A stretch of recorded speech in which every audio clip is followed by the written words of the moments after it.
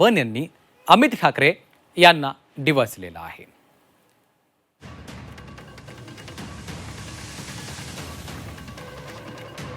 मुला मुलींनी एक उदाहरण सेट केलं की आमच्या नादी लागलात तर काय होऊ शकतं, मुलींना हात लावलात तर काय होऊ शकतं, एक उत्तम उदाहरण सेट केलं आणि मला म्हणून मी आज ते घेऊन त्यांनीच दिलं मला।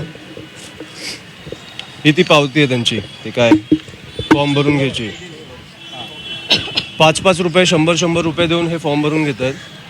प्रोफेसर्स शिक्षकांचे 100 रुपये आहेत आणि विद्यार्थ्यांचे 5 रुपये। विषय सोडवण्यात शून्य आणि पैसे घेऊन एक काय करतात, ह्या पैशाने आमदार खासदार फोडतात का, तर मला कळत नाही आहे।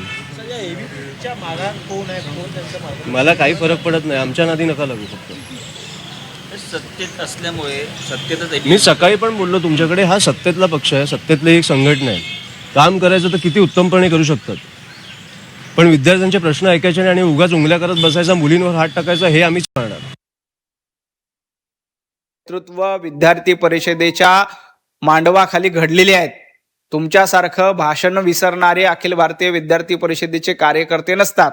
त्यामुळे अमित ठाकरे यांनी अखिल भारतीय विद्यार्थी परिषदेवर टीका करण्याच्या ऐवजी, त्यांच्या सदस्य नोंदणीवर आक्षेप घेण्याच्या ऐवजी आरशासमोर उभं राहून भाषण कसं करावं याची प्रॅक्टिस करावी आणि एकदा भाषण करायला शिकलं की मग घराच्या बाहेर पडून आपली संघटना कशी वाढवता येईल याचा प्रयत्न करावा।